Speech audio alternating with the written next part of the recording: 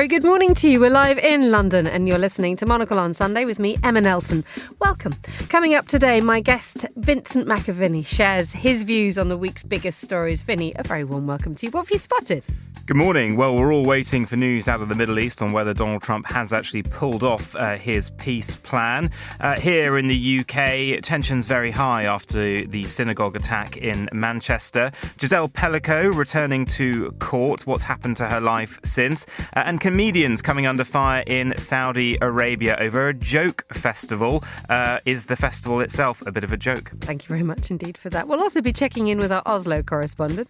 I'm Lars Bevanger, Monocle's Oslo correspondent. This morning, I'll try to second-guess the Norwegian Nobel Committee and why are so many Norwegians angry with their royal princess. Plus, we'll be checking in with our editorial director, Tyler Brûlé. He's going to have a beach day in Lisbon. It's the 5th of October, 2025. Live from London, this is Monocle on Sunday.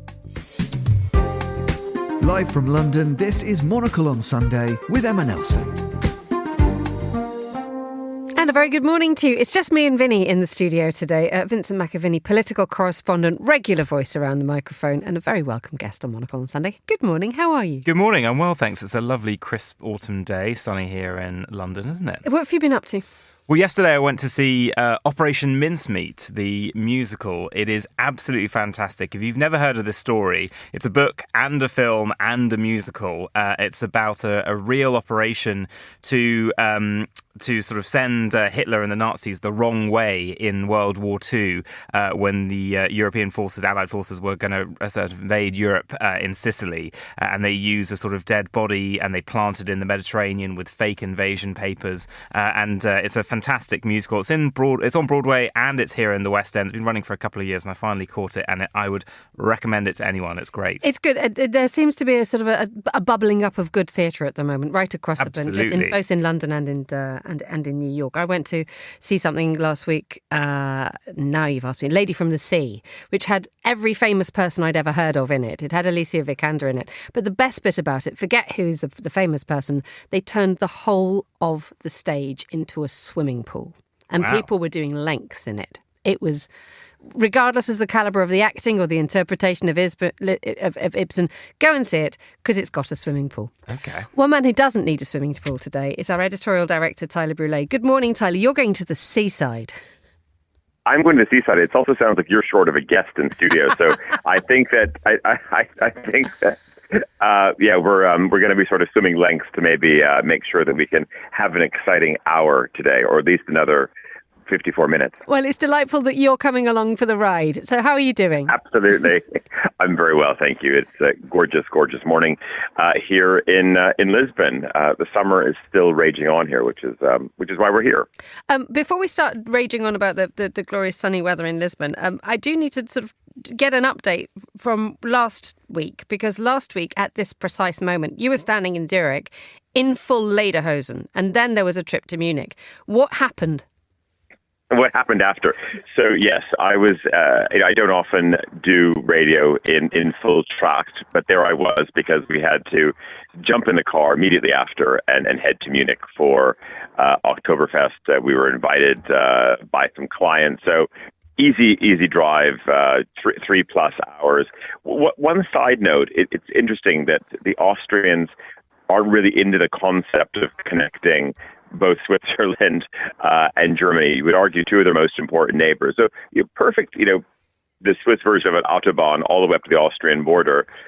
Likewise, when you sort of hook up again in Lindau. But if you want to go through Dornbirn, Bregenz, we must admit it is sort of a very sort of tiny speck of Austria that manages to touch the Bodensee. You have to sort of go around trailer parks, then there is maybe a disused factory, and then finally you connect to a tunnel and make your way. I'm not sure why the Austrians never got it together, or why the Swiss didn't write them a check just to make sure there's better connectivity. Anyway, you lose about 30 to 40 minutes with this little sort of trot through Austria. and not the most beautiful stretch, I have to say. Gorgeous country, but it's not quite to the Bregenzerwald. That is a shame, because actually to do it on a train is utter bliss, because you don't need to see the disused factories, you just see the Bregenzerwald. No, you trot along. Yeah, exactly. You get to see the Bodensee. Anyway, we got to Munich, and I think one of the surprising things, and this is off the back of course, this bomb that went off, and of course these strange fires that happened in the suburbs of Munich earlier this week. One of the striking things, there was a lot of security, of course, going into Oktoberfest, where all of the tents are, but not a surprising amount. So they were just stopping, the odd person going in, maybe every fourth or fifth person. I don't think there was any science to it. It was striking. I thought, off the back of everything that has happened in Germany, that was one thing, because it's absolutely heaving. And here's a little fun fact for you. I was talking to not just one, but a couple of German retailers. So you might be operating, I don't know, the Missoni department, the Zegna department in a department store. You might be running the Max Mara department. I don't know, maybe you're growing at single digits, maybe low double digits. If you have the Tracht department, Emma, they were talking year on year, maybe the trend over probably the last 3 years. How much do you think the Tracht business is growing at? Tracht business is growing. Now, this is an enormous growth area, isn't it? Because there is a huge interest from younger people. It's lovely. And it is something, a sort of a coming of age thing when you go and get your first Tracht. And Tracht, as we all know, is quite a shell out when it comes to sort of to paying for it. So I would imagine that it's probably growing at about 30%. 50%. No. 50%. And that's not just this is the other interesting, it's not just in Munich. So, I mean, there's many things that we can unpack about the story, about identity, about a sense of belonging, all of these types of things. But then I would say also just the Americans who want to be upsold, because if you want to buy a really, really proper pair of doe-skin lederhosen, that's going to set you back anywhere from 2,000 to 3,000 euros. Then you get into made-to-measure territory, and that's a whole other stratosphere, as you can imagine. And so this is one of the amazing things. I was in Lodenfrei, which is, I would say it's a specialty store. It's not a department store, but it has almost department store dimensions. And they have surely one of the best Tracht departments in the world. And of course, last week is what? We're midway through Oktoberfest. And there were American customers in there who obviously are off to Cape, in 2 nights to have their big evening or their big lunch, whatever it is. And they were stocking up. And I would imagine that, probably running up, bills of 8,000-9,000 euros for, beautiful Janker jackets and knee-high socks and the shoes to go with them. And it is that fact that you've got to be able to have a bit of crossover with it, because if you do the full get-up, you basically have to stay within the German-speaking world. Otherwise, people will think that you're going to a rather upmarket fancy dress party. But there is space for a little horn button here and there, isn't there? Dare I say, in the outside world. Well, there is, and I think also, I would say some of the more sort of militant. I would say Tracht customers and Tracht fans who really do not want to see you step out of bounds are also, as you said, a younger generation who really want to stick by the rules. Okay, of course, there are, designers and traditional companies are, of course, adding a little bit of flair here and there. But I say adding a little bit of flair, you sort of don't deviate from the codes more than 0.05%. But it was interesting. I was talking to a colleague, and she was saying she wants to see all of her friends, and we're talking people in their early 20s, really stick to it. That means you're not wearing a Golden Goose sneaker with a knitted sock. You're not wearing a strange heel with your dirndl. You really need to stay in your lane. And that's what I noticed, of course, because I think I can recall maybe 10 years ago going to Oktoberfest, and there were a lot more people who were mixing things up, funny hooded sweatshirt with some lederhosen, and so everything was sort of fine from the waist down, and all went a bit strange the further north you went, and there's less of that, and also you just see fewer and fewer people. You almost don't dare go into the Oktoberfest zone without making some sort of effort, and I'm always fascinated by this story, because it's the Germans have, of course, or the Bavarians, they welcome it, whereas you can imagine, I think maybe this cultural appropriation thing is go on a holiday, thankfully. What? But it's interesting. No one has a problem with people embracing Bavarian culture. In fact, it's as we know, it is probably one of the biggest drivers to the Bavarian economy across the year, maybe even bigger than Audi these days. And we have spoken in the past about the importance of a good uniform. And the thing that always gets me, that when I'm in that part of the world, when you go for dinner somewhere and you go to the local hostelry, and because you know you're going to get a very good value, very nice, very delicious, good meal, the people who are serving you are always in tracht, and it is just the uniform that sort of picks everything up, isn't it? Yeah, and of course, and it's not just at this time of year that you go to a meeting at a major financial services company, or because it is acceptable national dress, and so you can show up for a board meeting, you can show up and see clients. If you're in Bavaria, if you're in the right context, you can be wearing a dirndl, you can be wearing tracht. It is you don't see a lot of it, but it is not strange, and no one, even if it's out of season, no one locally is going to be looking at you, in a strange way sideways, because you have a fantastic, half-belted jacket on with 7-horn buttons up the front. Wonderful stuff. Right, let's talk about aeroplanes, because you had a wonderful flight on a very big plane to a very tiny on a very tiny journey. Well, no, it was one of those moments, tough week, and just busy, and you just want to relax after a series of events, etc. And I got to Zurich Airport and was flying to Lisbon, and either whether you're flying, there's really only two airlines that are going to take you back and forth. They both belong to the same alliance. That would be Star Alliance. So, of course, you want to talk about a monopoly. It is.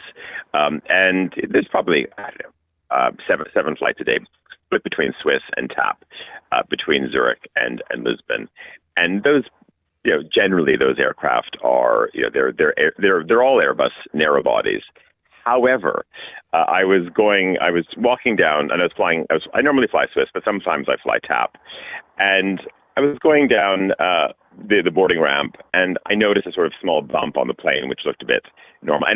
And just for all of our plane watchers and people who care about these things, it was an A321. That's what I could see at the moment. But then I thought, well, what I do know about the TAP short-haul fleet is that their aircraft are not Wi-Fi enabled. But I thought, this is interesting. There's a little satellite bump on the back of the aircraft. So, okay, maybe they're starting to refit their short-haul fleet, and I could carry on with my week because this was a Friday.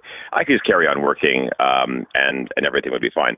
Then I get in the aircraft, and it was actually one of their A321 long-range aircraft. So these are the ones that they fly out of Lisbon, generally south to further points in Africa, but certainly these are the ones on the Boston, Toronto, Washington routes as well. So therefore, the near Atlantic airports, these are not obviously making their way to San Francisco.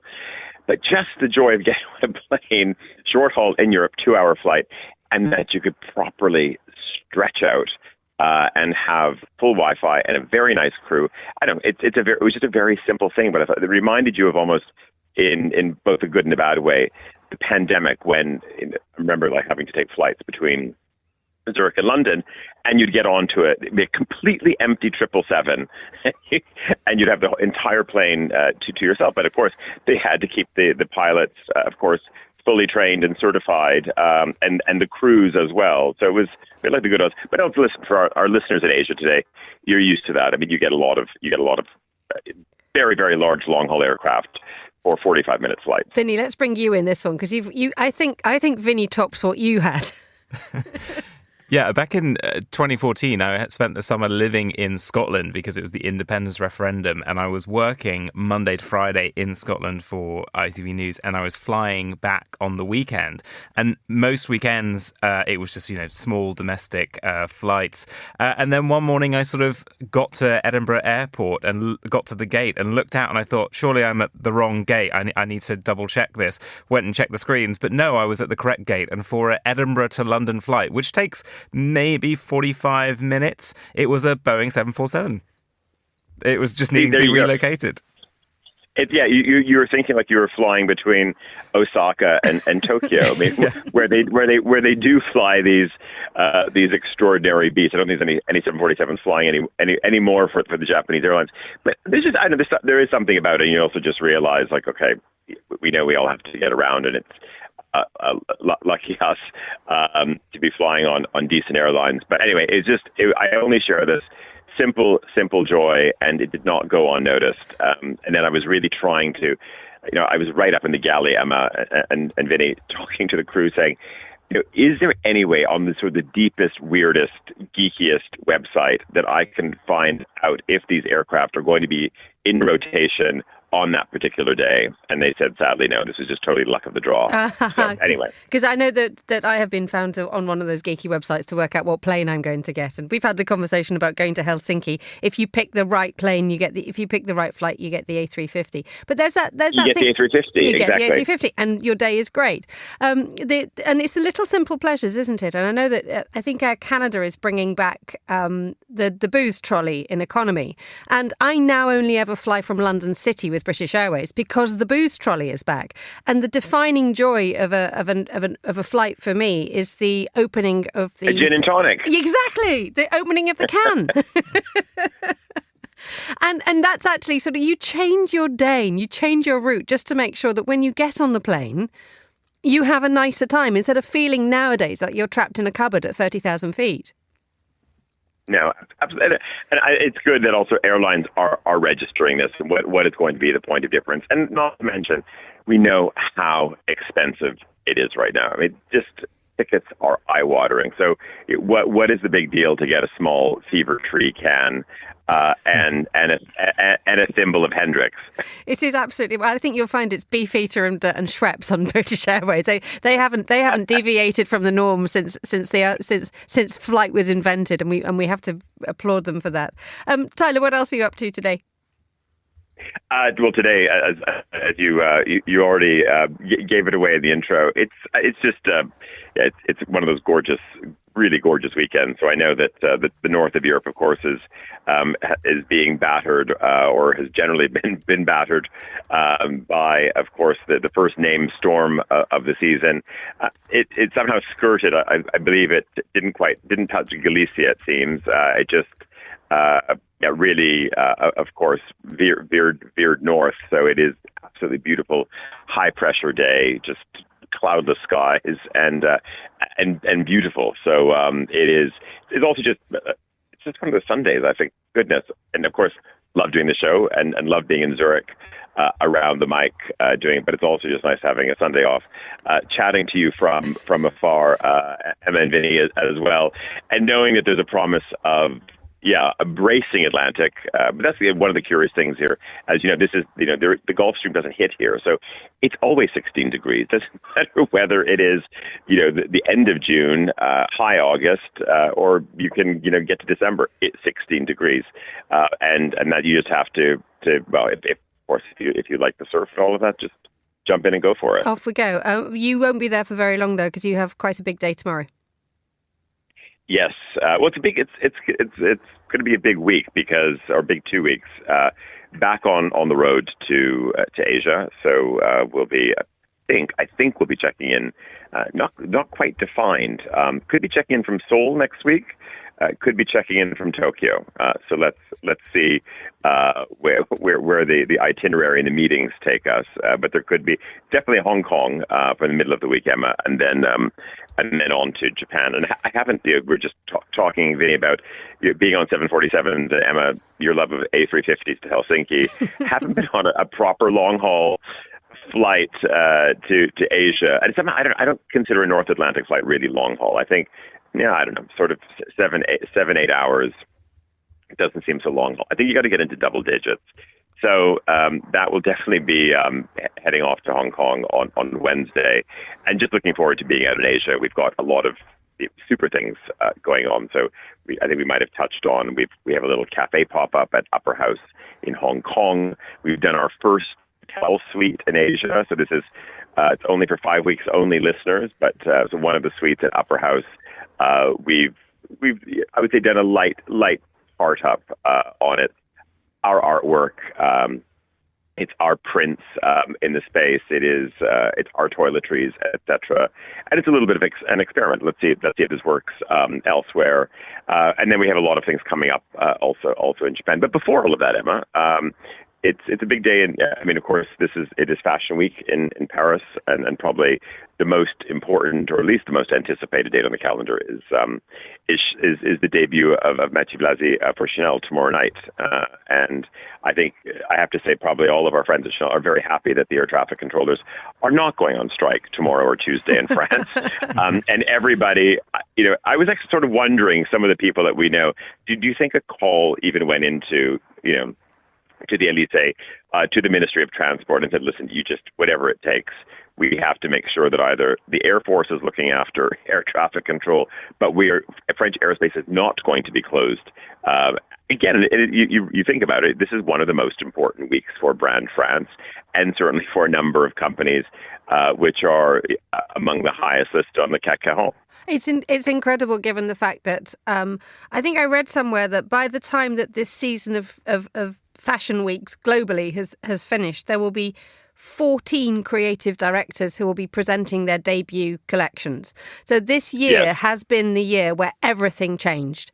But the one that everybody is looking at is Mathieu Blasi, because when you take Chanel, you take the codes and you take the history and you take everything, and you look after it and you nurture it and you love it. And it's going to be incredibly interesting to see whether what Mathieu Blasi brings to the brand that upsets it, but not too much.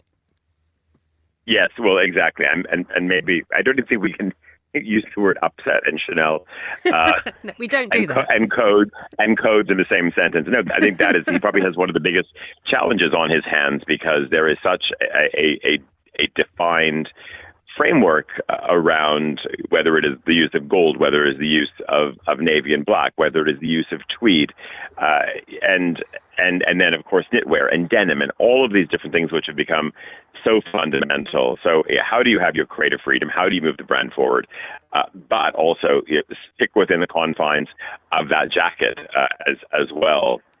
And that is going to be, and that of course is, and I think there's a commercial challenge. I think that everyone wants to see, how he can push this forward, and I think that pens are going to be very sharpened, tomorrow night, front row. All of the fashion editors, of course, who are key in terms of, this is not a publicly traded company, so I don't think anyone has to worry about, of course, the stock market needle moving, but nevertheless has an important family behind it, and of course they want to see this brand continue to power forward, and I believe also it's going to be something of a party, because the show tomorrow evening, it doesn't start till 8:00, which probably means we're in a world of 8:30, 8:45.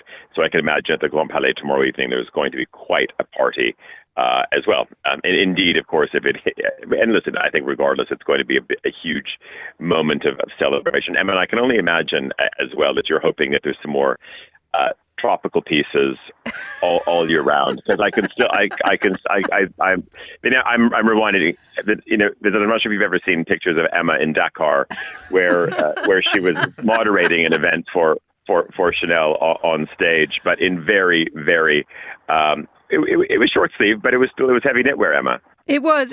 I think it was an incredibly structured. I will never forget that it was an incredibly structured T-shirt, which actually had the weaving texture, that technique that you see right across a lot of Chanel sort of clothes.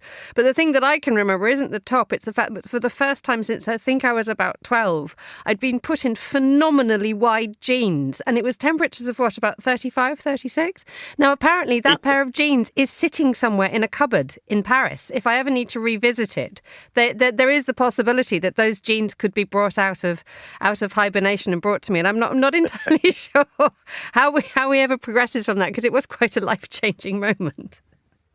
It was, and also we have to say yes, coolish breezes off the Atlantic in Senegal, but nevertheless, it was a toasty one. It was a warm morning, but it was wonderful. Tyler Brûlé, thank you so much. Thank you for sort of holding the fort as well for a good 24 minutes at the top of the programme. Have a very good week, and we shall speak to you next week. Have a good day, everybody. That was our editorial director, Tyler Brûlé, on the way to the beach for a morning in Lisbon. Vinny, that joy of, let's talk a little bit more about the joy of you talking about being on a 747. No, I want to talk about your Chanel archive in Paris, Emma. It's in the cupboard. Yeah, gosh. By all accounts, I know it is. It's your Chanel archive. I have my own Chanel archive. Which we don't like to talk about. Let's talk about going on planes. The idea that those little joys of going on planes. I mentioned the gin and tonic. Yeah. And the fact that is the defining joy of when the happens and off we go. We know life is going to be all right for the next hour and a half at least. And that absolute joy. Do you still experience that joy of air travel? That when the plane takes off, you literally leave all your troubles behind? I don't know these days. I am a bit of a BA loyalist. That is my go-to airline. But I do feel increasingly annoyed that something took for granted was to just have a little drink, the drinks trolley coming down, not even being able to have a cup of tea without paying for it now really winds me up. And I, as you know, hail from Jersey. And what I always love, the ultimate test for BA crew is, that is a 35-minute flight at max, sometimes 30 minutes if you've got the right winds, and they would have to get seatbelt signs off, do an entire drinks run. They would literally serve the drinks and then immediately come back up and start doing the clearing, and then it was belts on and down again. So that was the way that you could really see how the crews were honed. And you can't really save at the moment either when you know that you've got 15 minutes to get the gin and tonic. It was down. just enough for one gin and tonic, I think. It was and it's sad that has been lost. I think it's really interesting that one of the stories that we've spotted today is that Air Canada, I think, is bringing back the drinks trolley on domestic flights, something that has sadly disappeared. It is, and it's absolutely lovely. And what's really sad though is that the Euronews. The headline is Air Canada offers free booze in economy. Will it be comfort or chaos at 10,000 metres? Surely nowadays we are considered grown up enough that we can probably have one measure of something. Yeah. Without it all going to pot. I think it was the right thing to do in Europe, and what airlines have done. I'm not sure it's the same in North America. Is that you can't drink your own duty free anymore on planes, which does seem quite wild that was allowed, that sort of people would go on and sort of get absolutely trashed, drinking entire bottles of vodka or whatever it was, just with cans. I think this is a sensible thing to do. It controls kind of. It definitely has an element of control in it, rather than people sort of paying maybe and getting lots and lots down them on these shorter flights. Okay. You're listening to Monocle on Sunday. Joining me in the studio is Vincent McAviney. Let us head now to get all the news from Norway. Our Oslo correspondent, Lars Bevanger, is joining us. Very good morning to you, Lars. How's life where you are? Life is good. It's windy because of Storm Amy, but things are quieting down a little bit now after yesterday's quite heavy storms. Norway had a battering, didn't it? It certainly did. Norway is often battered by storms, but this one was said to be the worst in about 25 years. Of course, Norway's got a very long and exposed coastline, so that doesn't help. And we've seen videos online of roofs being torn off buildings. So we'll say a whole garage that flew off in one place.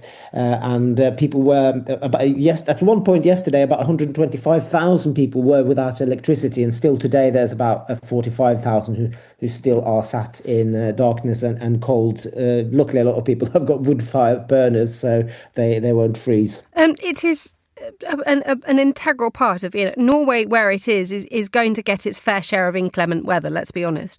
How prepared is the country for it? Because the events like these always raise that question of, could Norway have done better? Where did it acquit itself well?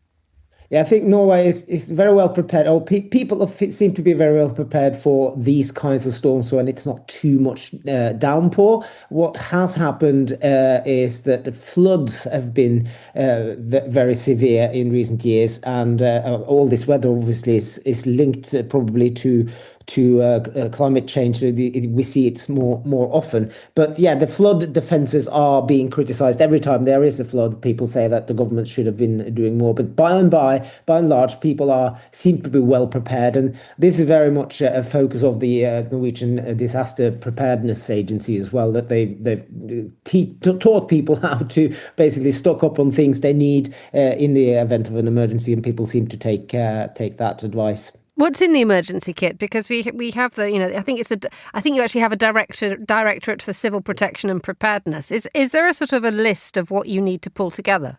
Yeah, they've sent out, I think it was last year, the latest brochure they sent out to all households listing what you ought to have. And top of the list is enough water, because, of course, if you lose water supply, that can become a big problem very, very quickly. So the top advice is to keep as much water as you can store in your house or flat. And then there's the standard items like dried food, tinned food, matches, a radio that can operate on batteries, because if the electricity goes down, your mobile telephone might not work after a few hours. So you need to be able to get the important news, and a battery radio, good old-fashioned battery radio, is very important. Let's move on to the Nobel Prize. They're all being dished out at the end of next week, aren't they? Now, the last thing that I checked, that the only person who's placed themselves on the list is Donald Trump, who I think he said, everybody wants me to win the Nobel Prize. What are the thoughts among Norwegians? Everybody apart from the Norwegian Nobel Committee, I think. But, well, I think the Norwegians are. I mean, the thing with the Nobel the Nobel Peace Prize is that it's awarded to someone who has been working towards disarmament, but also for the fraternization of peoples of the world, and definitely a very important part of the whole definition is that we have this world order that emerged after World War II that is all about cooperation between nations. And of course, Donald Trump has proven not to be a very big fan of that type of international organization. So I think we know that he's been nominated, because some people who have nominated him have come out and said so. But I think the chances for him actually getting it, no matter what he achieves in Israel or elsewhere, are pretty slim. Is there a sense that one day he may actually buckle under, the Nobel Prize Committee will actually buckle under, and if he does bring about at least one end of a conflict which is sort of universally recognised as unsolvable, that he will actually merit the prize? Oh yes, absolutely. I mean, nothing's impossible, and that is up to the committee to decide, of course. But yes, if he was, let's say, instrumental in bringing about peace in the Middle East, that might be, well, it obviously would be something that the committee would have to consider. However, they would also consider the way that America has been the main armourer of Israel, and the way that this Israeli government has used those weapons in this current conflict. So it is very difficult. There have been very controversial awards being dished out before, of course, the Middle East as well. Yitzhak Rabin and Yasser Arafat got it in 1994, I think it was, and that was very, very controversial. And there have been others. Kissinger, for instance, Henry Kissinger got it after the end of the Vietnam War. So nothing's impossible, but we'll just have to wait and see. Okay, let's move on to there's been this very horrible series of gun attacks in Norway. Tell us a little bit more about how they've come about. Yeah, it's quite worrying. There's been both gun and hand grenade attacks.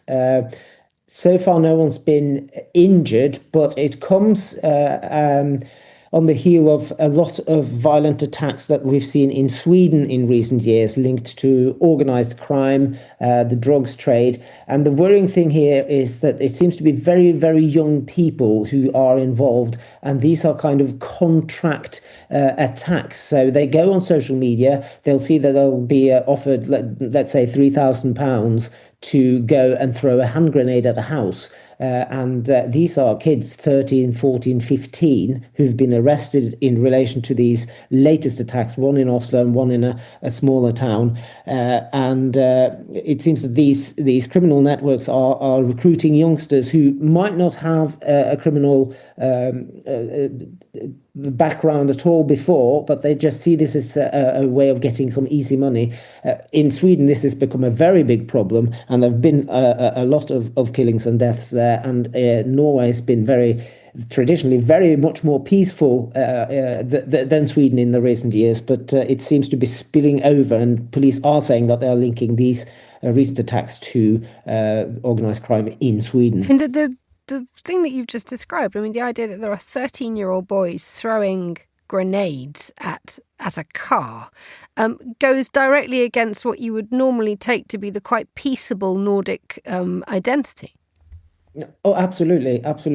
And it is very worrying that this is now possible, that kids that young can be recruited that easily. And of course, there's a political debate around this. In Norway, the criminal age is 18. If you're under 15, you cannot be put in prison. And there's some political parties, mainly on the right, who are now arguing for lowering the criminal age and coming down harder on these kinds of crimes.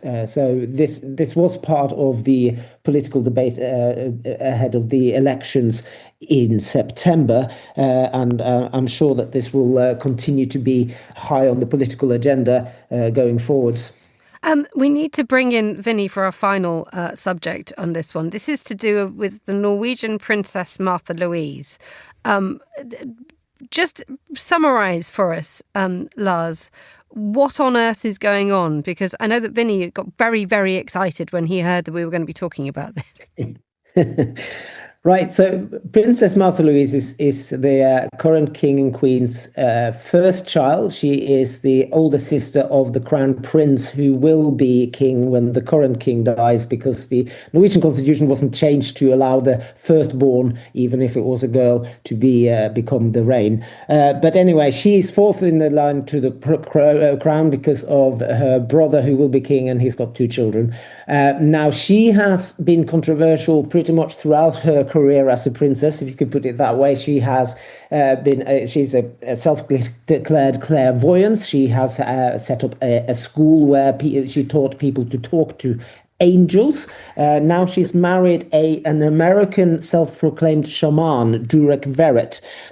He is controversial in his own workings. He claimed, for instance, during COVID, that you could buy a medallion from him and that would protect you from catching the disease. He's also claimed to be half reptilian and a very colourful character. Now, these two got married last year, and the wedding was sponsored by Hello Magazine, and now there's a Netflix documentary about their relationship where they are interviewed at length. And in this documentary, Durek Verrett is quite critical of Martha's parents, the king and queen, and amongst other things accuses them of being blind to racism. So Durek Verrett is a black American man, and he said that they were very naive and didn't see how he was being hounded, as he said it, by the Norwegian people because he was black. Now, this has not gone down very well with Norwegians. They are very proud of their royal family, and a lot of people have been critical about Princess Martha Louise making money from her royal title, and that's the central issue here, that people want her to now lose her royal title because she's basically breaching an agreement with her father, the king, that she shouldn't make money from selling her royal title in the way that's being seen that she's done through this Hello Magazine deal and the Netflix documentary. Vinny, you've seen this documentary. Oh yes, and you're now it's recommended viewing. Absolutely. I mean, talk about a con artist charlatan. It is extraordinary. I mean, she seems, Martha Louise, like a very nice woman, and her children seem very nice, but it feels like this is a really controlling, dark relationship with someone who whereas she proposes the idea of having a small private wedding, he demands the most public wedding. I don't really think he's got the sort of best intentions going into this. And, his practice is very dubious, let's say. There are sort of allegations surrounding him. It is a fascinating watch, though. And I think that point that the King and Queen come across as very, caring for their daughter and concerned, having to go along with what is a quite awkward wedding event. How is this thing going to end? Lars? Given the fact that that there is a possibility that if she is found to have taken money to take advantage of her status to make money out of it, would the Norwegians not hesitate in ditching her? Because that would be a huge thing. Well, the only person who can ditch her royal title is the king himself, her father. And he has, his patience has been tested now for quite a few years. And back in 2022, that's when they had this family meeting in which she agreed to not exploit her title for monetary gain. Again, now with this Netflix documentary, people said, now this must be the straw that breaks the camel's back at the royal palace. So far, the king has commented that he felt it was unfortunate the way this has come through, but he still hasn't decided on taking her title away. This is for him, I would imagine it's a very, very personal thing, and he loves his daughter very much, of course, and to take a princess title away from her is a very, very difficult thing to do. But the latest opinion polls show that 7 in 10 Norwegians feel it would be the right thing to do. But we'll just have to wait and see what the king chooses to do. And we shall all go and have a look at the documentary. Lars Bevanger, thank you so much for bringing us the Norwegian news. You're listening to Monocle on Sunday with me, Emma Nelson, joined in the studio by Vincent McAviney, who's done a lot of hard work finding us some good stories. Thank you, Vinny, for your efforts. What have you brought in? Well, we're all watching really what is going to happen today in the Middle East. Donald Trump extended that deadline on Monday. He'd given Hamas 3 to 4 days, and then he extended it to Sunday to agree to his 20-point plan. What is interesting is we know that their response has been to some of these proposals, yes, but. So, for instance, they have said that they will release all the remaining Israeli hostages, both living and dead. That is a huge relief to the families of those hostages who, let's not forget, have been going through hell for almost 2 years now. It is their anniversary coming up. And they were so concerned when the IDF started surrounding Gaza City, where it's believed many of them are at the moment, that if there was a sort of full assault on Gaza City, that the hostages would all be lost and killed. And so Hamas agreeing to that release. And also, it seems, that they will have this sort of transitional government of sort of technocrats, but the group did not mention agreeing to disarming, a sort of key Israeli demand. So it has been a sort of week of high intensity diplomacy behind the scenes, and I think it will be quite remarkable if the sort of Donald Trump approach does work. It's been something that over the last couple of months since he returned to office, that we all remember that extraordinary video where he talks about, having holiday resorts in Gaza, that AI video of him and Netanyahu in a hot tub together. But he's had fallouts with Netanyahu along the way as well, that relationship damage. But, if this plan, and I think we're going to talk about a piece in the New York Times about his son-in-law, Jared Kushner, and his role in this, if this does come off, it would be quite extraordinary. And it does leave the door open to, after the UK, Canada, France, other countries have finally recognised Palestine, to getting back on the path towards a two-state solution. There is an interesting article actually in Haaretz this morning, which talks about the work that went into the creation of what is being seen as Donald Trump's plan. And it is one of those things that, were it to come to fruition and were there to be an agreement, it would always be identified as Donald Trump's plan.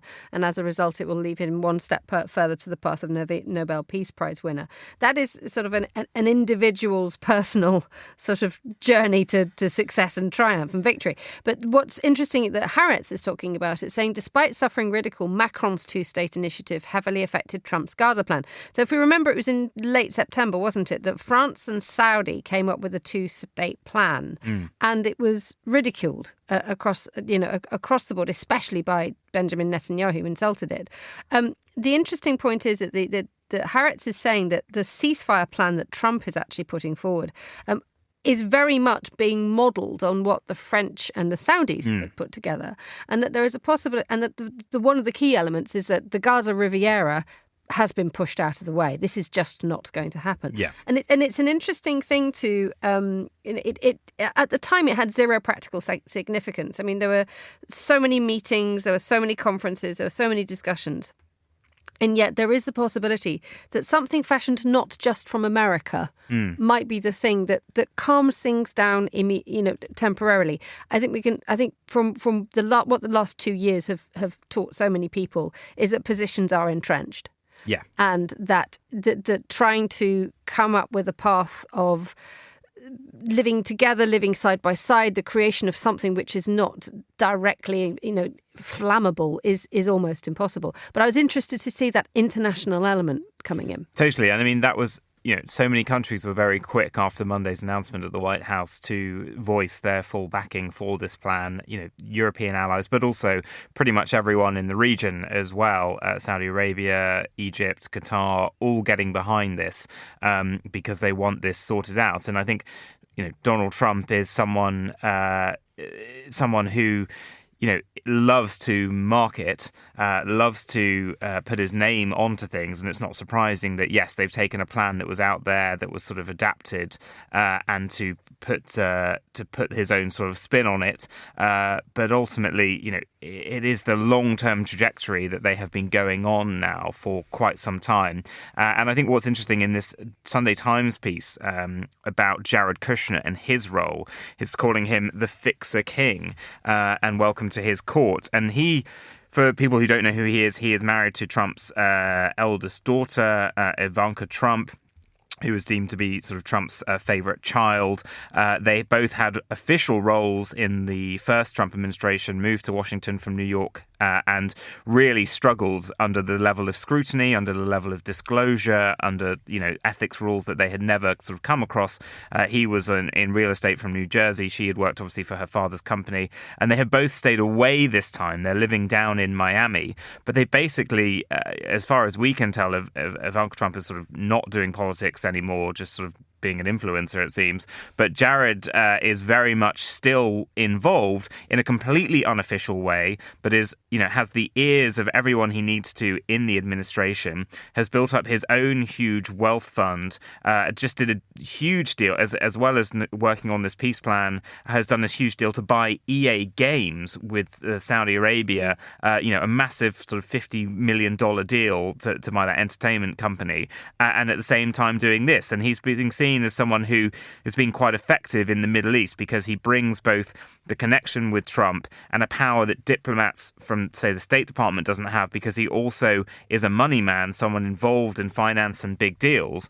And that seemingly has played well, particularly with Saudi Arabia and him getting sort of buy-in from partners in the region. There's a good line in this article, actually. It's an excellent article that talks about Kushner's very difficult position, which is he has no official role at the White House. So he's no longer bound by the formal obligations of office, which he was subject to last time when he had an official role within the Trump administration. Yet he's still allowed to be in the room. And that obviously gives you flexibility and dynamism and an external view. But at the same time, critics are now saying that these actually... dangerous. It's really dangerous. Yeah, because there is no way of oversight. If he doesn't have an official role, there's no sort of disclosure or document retention that's going on if he was in government. It also makes it sort of tricky for him to, for instance, be sort of summoned to appear in front of, any kind of congressional panel for investigation about what is going on or sort of review. So it's acting essentially as a freelancer for President Trump with the entire contact book he needs for the White House. potentially being provided information by Donald Trump, who we know doesn't sort of play by the normal rules when it comes to security on briefings. And it does mean that, we are seeing at the same time as he's doing a deal on peace, he's doing a deal which will greatly benefit himself. He's now a billionaire in his own right, with this sort of big EA Games who make, if you've got a child, who's got a PlayStation or an Xbox, chances are some of their games on the shelves will be EA Games. It is a titan in that market. Incredible. One thing I do want to sort of ask you about, though, is the role of Tony Blair in all this. This appeared. This was, I think it was about even a month ago that what you described there was the Blair-Kushner plan. So there is Tony Blair, former British Prime Minister, in there, and that the Blair-Kushner plan is being used as as what will happen afterwards, effectively.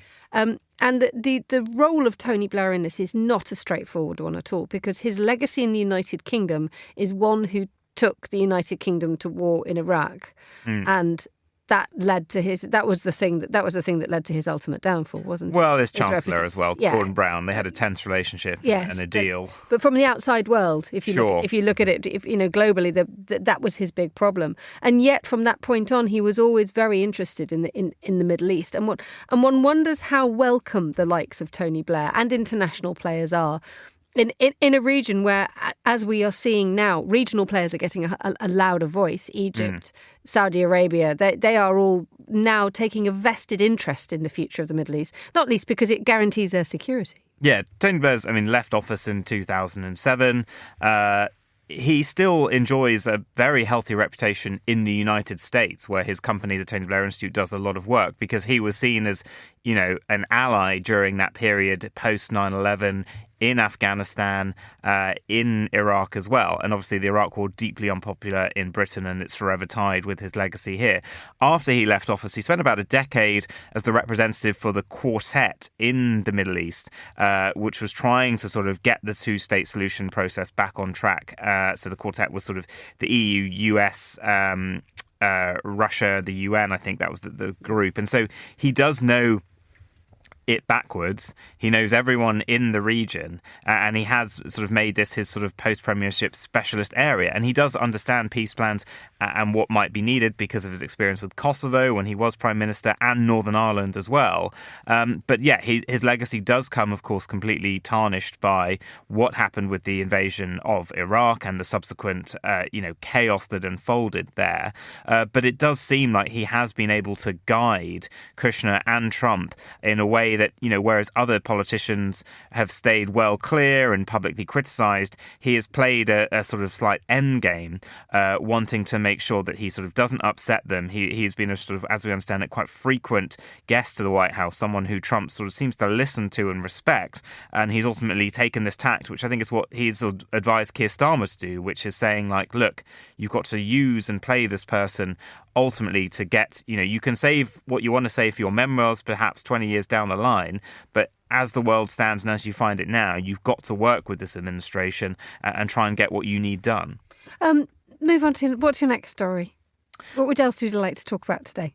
Oh, well, we kind of can't really, sitting here in Britain, not talk about what's been going on this week, this horrific attack at the Manchester synagogue on Yom Kippur. The latest lines are that of the 6 people that have been arrested in connection, 2 have been released, 4 are still being questioned.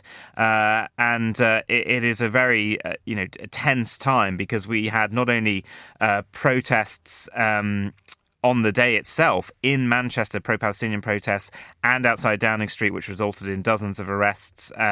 We've had a big protest yesterday, 500 arrests again, I think, in the end, for support of Palestine Action, which is a prescribed group. And this whole debate that's flared up about the government's sort of line taking is, yes, of course, you have the right to protest. We're not going to limit that. But sometimes you have to stop and think, is it the right time to do this? Do you have to do it now, or could you delay it? Because they've had to bolster police presence around the country at synagogues, at Jewish schools and institutions, because they're worried, it seems, about more copycat attacks with that October 7th anniversary coming up. It's a difficult thing, and you're going to be going to a rally in London today, which is a counter rally to all this. It is. It is a rally. And what's interesting, and I've done these before, it is fascinating. I think many of us, if you're not Jewish, you don't quite understand the sort of security operation around, synagogues, the Community Security Trust organisation that they have, which is volunteers who round the clock sort of protect, and they have to be trained to do this. And even this thing I'm going to today, this had to be an accreditation process. They're not releasing the location ahead of time to people. It'll be sort of spread in the community. It's a sort of rally today for the hostages. We'll be hearing, I think, from some hostages themselves, some of the people that were at the Nova Music Festival, and wanting to make sure that, there has been a move to make sure that despite it all, people remember that there are innocent hostages who have been caught up in this for almost 2 years. But the security concerns for these gatherings are immense. And I think that's what the police in the UK are struggling with. They've had a lot of protests to cover over the last 2 years, and the resources are pretty stretched.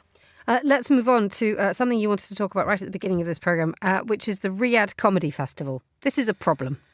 Yeah, this is not particularly funny from my standing, and probably yours as well, or if you're a journalist, you just think this is in pretty bad taste given what happened to Jamal Khashoggi. And it's yet more. We've seen Saudi Arabia doing sports washing, so, buying things like essentially golf with the Live Golf Tour and how that's operated, going after, hosting World Cups, hosting Olympics, all these kind of things. Well, now it's trying to do culture washing, and we know they've had a big film festival with, Johnny Depp as the face of it.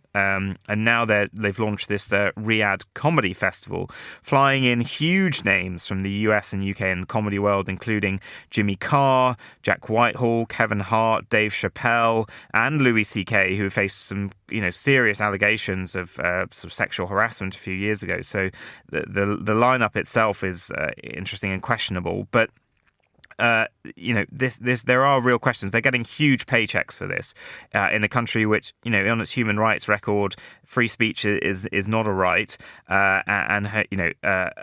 homosexuality, expressions of gender identity of trans people remain illegal in Saudi Arabia. There is capital punishment, of course, and there's a lot of people raising questions about them going there to make jokes when there is such a repression.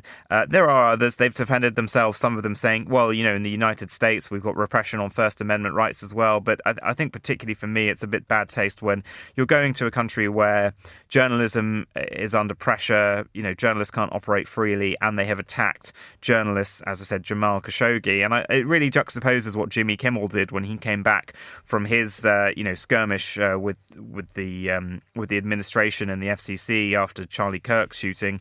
And I really appreciated that when he did his great monologue, and I think he really nailed that monologue and coming back about the importance of free speech and having, you might not agree with my show, but the right of a show like this to exist is important in democracy. He went out of his way to defend journalists and back them up and sort of say that their work is important. And it is one of those, that contradictory thing. We've got about a minute to get through this, and it's a really serious subject. But the fact is that jokes and comedy are effectively, the social purpose is to bring people together, to sort of create that sort of sense of bonding and togetherness, which is very problematic if you're talking about, if offensive jokes are being made about groups of society in Saudi Arabia, that is not great. But there is that converse area, isn't it? That if you shine a mirror on something, if you shine a light on something in a place where it is a problem, you open up the subject for debate in a place of which there is little. That's true. But then, as it seems, no one has yet, and we don't know if these are the rules of it, but no one has made any jokes about Saudi Arabia and its government. The point of comedy sometimes is to sort of hold up a mirror to society. And if you can't sort of comment on that, then it does seem, they're sort of agreeing with a form of censorship, which they wouldn't do in any other market. Finally, we have 15 seconds. Taylor Swift's new album. I know you're a big fan. I liked it. Day one, I was a little sceptical. I think it was not what I was expecting from that Shellback Max Martin production team from Sweden, pop powerhouses who did Britney and NSYNC and everything big. I mean, if you listen to one of their playlists of songs, they've dominated pop music the last 25 years. I was expecting big bangers. It basically is the sort of Midnights album crossed with Tortured Poets. It feels a little Fleetwood Mac at times, and I love Fleetwood Mac. It wasn't what I was expecting. Day 2, it's grown on me, and I listened to it on the way here again, and I actually really like it now. Happy days. Vincent McAviney, thank you so much for joining me in the studio for the whole hour. And Tyler Brûlé on the line from Lisbon and Lars Bevanger, bringing us up to date on all the stuff in Norway. Thanks to all of you. The programme was produced by Desiree Bandley, Mariella Bevan and myself, and our studio engineer was Mariella Bevan. Thanks to Desi and Mariella. I'm Emma Nelson. Monocle on Sundays, back at the same time next week. But until then, enjoy the rest of your weekend and try and fit in that 40-minute Taylor Swift album. Goodbye. Thanks for listening.